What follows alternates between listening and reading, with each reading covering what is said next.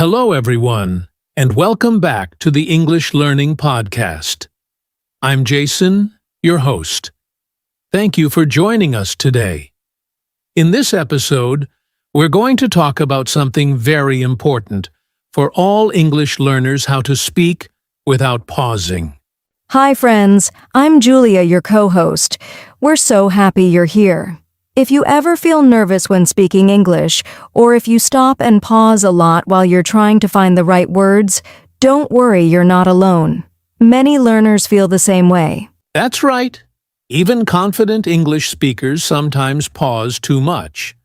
But today, we'll share easy and practical tips to help you speak more smoothly, with fewer pauses, and sound more natural. We'll also do a small practice activity at the end so you can try it yourself. By the end of this episode, you'll know simple steps you can start using today to speak with more flow and confidence. So get comfortable, relax, and let's start learning how to speak English without pausing. All right, Julia, before we jump into the tips, let's first talk about why people pause so much when they speak English. Why does this happen to so many learners? That's a great question, Jason. There are a few big reasons. The first one is lack of vocabulary. When learners don't know the exact word they want to use, they stop and think, and that creates a pause. Yes, I've seen that a lot with my students. They're in the middle of a sentence, and suddenly their mind goes blank because they can't remember the word. Exactly. Another reason is translating from your first language. Many learners think in their native language first, then try to translate into English. This takes time, and while they're translating, they pause. That's a very common habit. And I guess the third reason is nervousness or lack of confidence, right? Yes. When people feel nervous, they worry about mistakes or about their pronunciation. This worry slows them down. Their brain is busy with fear instead of focusing on the message, so they pause more. So, to sum up, the three main reasons are not knowing the right word, thinking in your native language, and feeling nervous or shy. That's right. The good news is that all of these reasons can be improved with practice. In this episode, we're going to show our listeners some easy steps to fix them. Perfect. So let's move to our first step: how to think before you speak and plan your ideas quickly. Okay, Julia, now let's move to our first step: thinking before you speak. A lot of people just start talking and then get stuck. Why is quick planning so helpful? Because when you take a second to plan, your brain already knows the main words you'll use. You don't need to make every sentence perfect in your head. You just need the idea. This makes your speaking smoother and helps you avoid long pauses. That's interesting. So listeners, before you start speaking, try to quickly ask yourself, what is my main point? Or, what do I want to say first? This can take just 1 or 2 seconds. Exactly. For example, if someone asks, "What did you do yesterday?" don't try to build a long, perfect answer. In your mind, think, "Yesterday. Went to park. Met friend." Then speak. "Yesterday I went to the park and met a friend." It's simple, but it flows. I love that. So you're saying focus on keywords in your head, then speak naturally. Yes, this is called keyword planning. You only plan the key ideas, not every single word. This makes your brain faster and reduces pauses. And it also helps your confidence because you feel more ready. Absolutely. Another small tip is to breathe before you speak. Take a quick breath, think of your keywords, then go. It calms your nerves and organizes your thoughts. Great advice. So listeners, before your next conversation, take 1 second to plan your idea with keywords. It's a small habit, but it can make a big difference in how smoothly you speak. Exactly. And once you do this often, it becomes automatic and you'll pause less and less. Perfect. Now let's move to our next step: how to use fillers and linking words naturally to keep your speech flowing. All right, Julia. Now let's talk about our second step, using fillers and linking words naturally. Some people think fillers are bad, but actually they can be very helpful, right? Yes, Jason. In English, native speakers often use small words or sounds to keep talking while they think. We call these fillers. They don't add big meaning, but they help your speech sound smooth. Could you give some examples? Sure, some common fillers are, actually, and let me think. For example, yesterday I went to the park. It was very sunny. This keeps the flow instead of silence. That sounds very natural. So instead of pausing completely, you fill the space with one of these small words while your brain catches up. Exactly. But remember, don't use too many. Just one or two is enough. If you say every 2 seconds, it can sound strange. Right. Moderation is key. And you also mentioned linking words. Yes. Linking words, or connectors, join your ideas together. They're things like first, then, because, and also, but, for example, and in the end. They help you move from one idea to the next smoothly, so you don't stop between sentences. Can you give a quick example with linking words? Sure. First, I woke up early. Then I went for a run. After that, I had breakfast. Finally, I went to work. No big pauses, just smooth flow. Nice! So, to our listeners, practice using a few fillers and linking words. It's like a bridge between your thoughts. Exactly. These small tools give your brain a moment to think while still sounding natural and confident. Great. Now that we know how to use fillers and connectors, let's move to the next step, practicing short sentences first to build fluency. Okay, Julia, now let's move on to our third step, practicing short sentences first. Many learners want to sound advanced, so they try to make long sentences right away. But this can actually create more pauses, right? Exactly, Jason. When you try to build long, complex sentences, your brain needs more time to find the right words. This often causes you to stop in the middle. Short sentences are much easier to manage and help you speak more smoothly. So, for beginners, it's totally okay to keep sentences simple. For example, instead of saying, "Yesterday, even though I was very tired, I decided to go to the supermarket with my friend because we needed to buy some food," you can break it into smaller parts. Yes, you can say, "Yesterday I was tired, but I went to the supermarket with my friend. We needed to buy food." 3 short sentences, no pauses, and it's still clear. That's a great tip. Listeners, remember, short sentences don't mean your English is bad. It means you're practicing fluency first. Exactly, and once you're comfortable with short sentences, you can slowly connect them with linking words to make longer sentences. But start small. So maybe learners can practice by describing their day in 5 or 6 short sentences, like I woke up early, I had coffee, I went to class, I met my friend. This builds confidence. Yes, doing this every day will train your brain to speak quickly and clearly. Over time, your sentences will naturally get longer and you'll have fewer pauses. Great advice. So listeners, start with short sentences today. It's a simple step, but it's powerful for your fluency. Absolutely. And speaking of powerful steps, let's go to our next one, learning common phrases and expressions to keep talking naturally. All right, Julia. Now we're at step 4, learning common phrases and expressions. Why is this so important for speaking without pausing? Because when you already know ready-made phrases, you don't have to create new sentences in your head every time. You just pull a phrase from your memory and speak immediately. This saves time and reduces pauses. That makes sense. It's like having pre-built blocks of language that you can use again and again.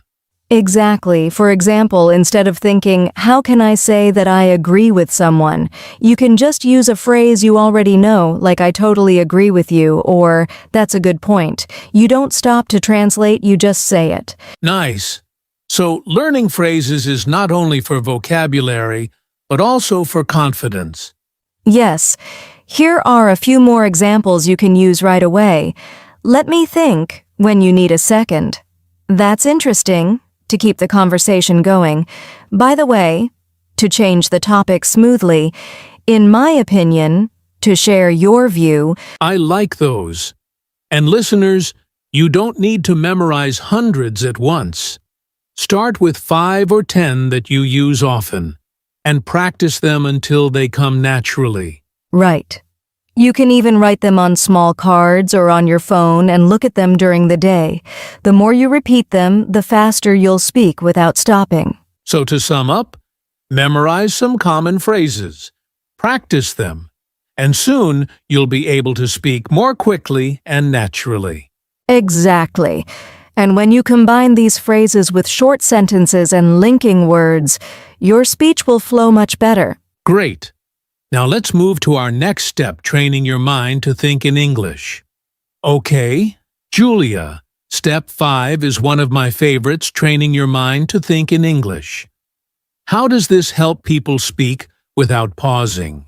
It helps a lot, Jason. When you think in English, you stop translating from your first language. That means your words come out faster, and you don't have to pause to find the English version in your head. So basically, thinking in English is like removing the middle step. You go straight from idea to English words. Exactly. One easy way to start is to do small inner dialogues. For example, while you're cooking, think in English, I'm cutting the onion. Now I'm adding salt. Now I'm stirring. These small thoughts train your brain every day. That's a great tip. And listeners, you can also describe what you see outside, or plan your day in English in your head. Even a few minutes a day helps. Yes. The more you do it, the more natural it feels. And when it's time to speak to someone, your brain is already in English mode, so you speak faster and with fewer pauses. Perfect. So try small inner dialogues today. It's simple but powerful. Exactly. Now let's move to our next step, how to control nervousness and build confidence. All right, Julia. Our next step is a big one, controlling nervousness and building confidence. Why does nervousness make people pause more when they speak?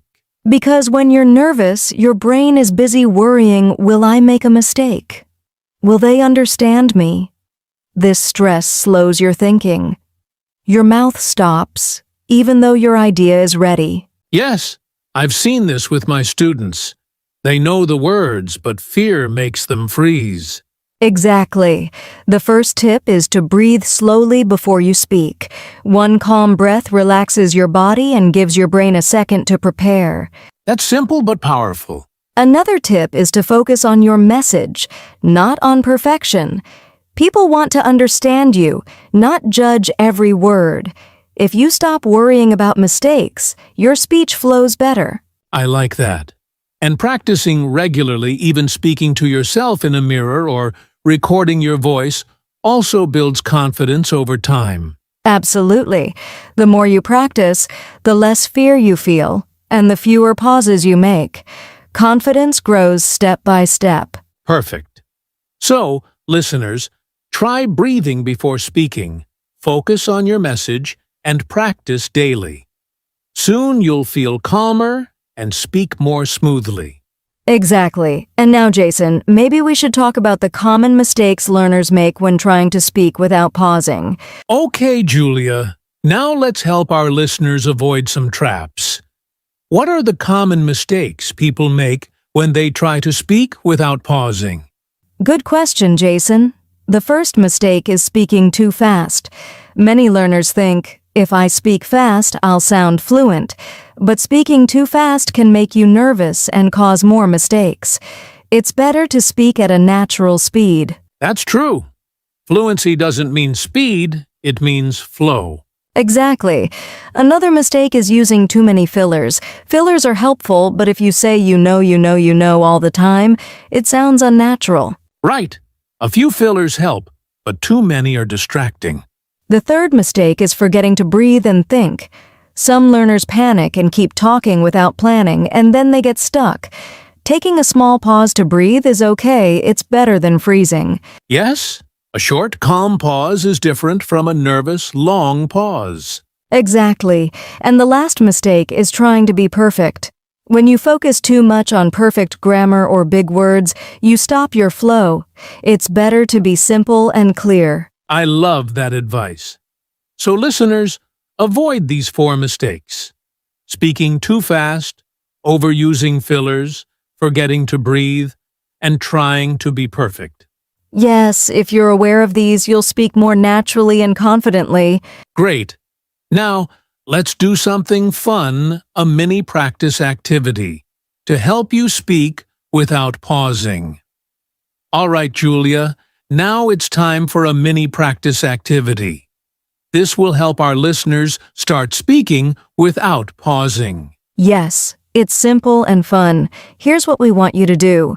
Pick a topic. It can be anything, like your favorite food, your day, or your hobby. Once you have your topic, try to speak for 30 seconds without stopping.